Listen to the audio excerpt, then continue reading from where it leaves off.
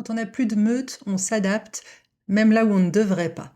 Vous voyez cette publicité qu'on voit partout, cette histoire du loup mal aimé qui finit par être accepté par tous les petits animaux de la forêt? On l'analyse aujourd'hui dans Pop Culture et Psycho ensemble. Si vous aimez mon travail, n'hésitez pas à le soutenir avec un partage, un enregistrement, un like ou un commentaire. Cette publicité en dessin animé qui fait le tour du monde actuellement, elle nous touche énormément. Et c'est pas seulement parce qu'elle est mignonne, c'est parce qu'en fait, elle active des mécanismes psychiques qui sont très connus, le mécanisme de l'exclusion, la peur de l'autre et surtout le besoin fondamental d'appartenance. Je ne vais pas analyser cette publicité comme si j'étais une experte en marketing, mais avec un regard psy, en regardant ce qu'elle raconte psychiquement et surtout pourquoi ça résonne autant en nous.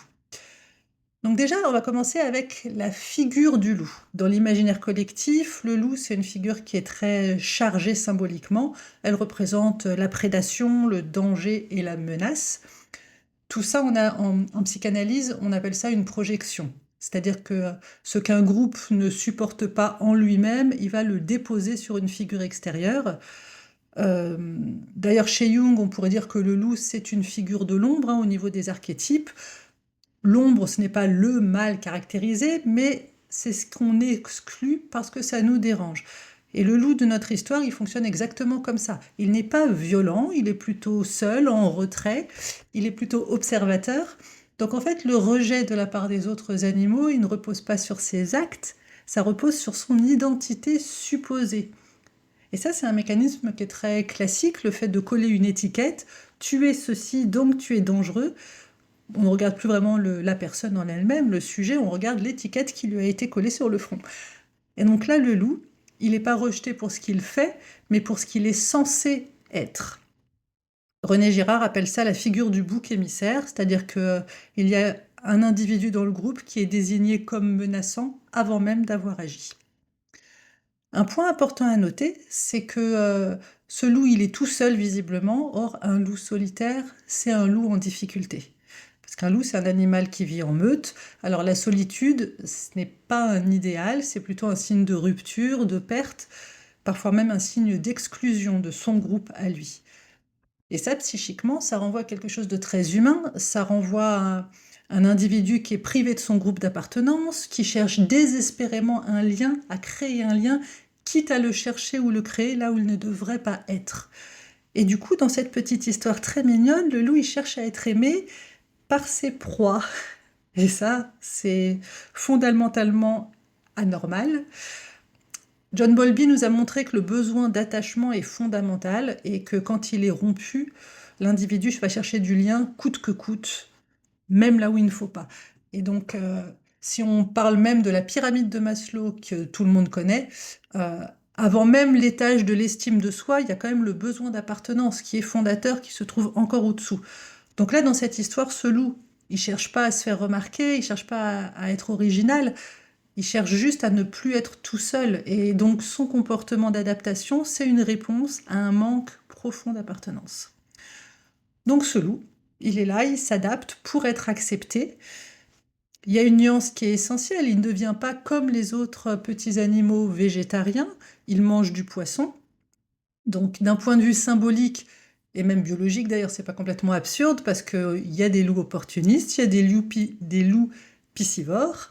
On a même trouvé des loups qui, dans certaines régions, consomment des végétaux et lapent du nectar et donc contribuent à la pollinisation des plantes. Bref, son adaptation dans cette histoire, c'est pas totalement idiot, totalement contre nature. Psychologiquement, c'est très intéressant. Parce que là, on n'est pas dans une stratégie de se modifier complètement. On va parler d'annihilation complète de soi. On est plutôt dans une adaptation contrainte et partielle. En gros, ce loup, il change ce qu'il montre de lui pour pouvoir maintenir le lien. On va se rapprocher de ce que Winnicott appelle le faux self, pour décrire toutes ces adaptations qui ne sont pas des mensonges complets, mais des aménagements pour créer du lien, pour être socialement acceptable. Donc le loup, dans cette histoire, il ne se renie pas totalement, et son adaptation, elle n'est pas complètement absurde ou contre nature, mais elle n'est pas libre non plus. Il montre une version de lui-même qui est rassurante, pas une version de lui-même qui lui convient à la base. Et donc, Cette petite histoire, montre que le groupe finit par accepter le loup. Mais le groupe, il n'accepte pas le loup parce qu'il l'a compris, mais juste parce qu'il lui fait plus trop peur. Là, on va parler de Foucault. Foucault a beaucoup travaillé sur cette idée que le groupe n'inclut pas ce qui dérange, il va le normaliser pour le rendre inoffensif.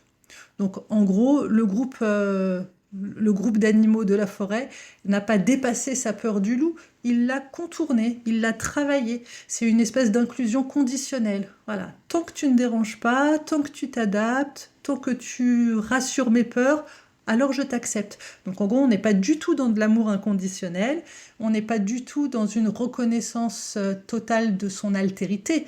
C'est une espèce de compromis relationnel. Et puis la scène du repas, je trouve qu'elle est extrêmement symbolique, elle est extrêmement forte. Parce que le fait de manger ensemble, c'est quand même avoir une place autour de la table. C'est l'anthropologue Lévi-Strauss qui a beaucoup travaillé dessus et qui nous dit que partager un repas, c'est dire aussi à l'autre, tu fais partie du même groupe que moi. On a une place tous autour de la table, on a une place attribuée, on est invité, on appartient au groupe. Donc ici, la symbolique dans ce dessin animé, c'est que le repas, c'est la promesse d'une place dans le groupe. Mais ça parle aussi d'un fantasme. Ce fantasme, c'est que si je change suffisamment, alors on finira par m'aimer. Or, d'un point de vue clinique, on sait que le fantasme, c'est quelque chose d'extrêmement fragile.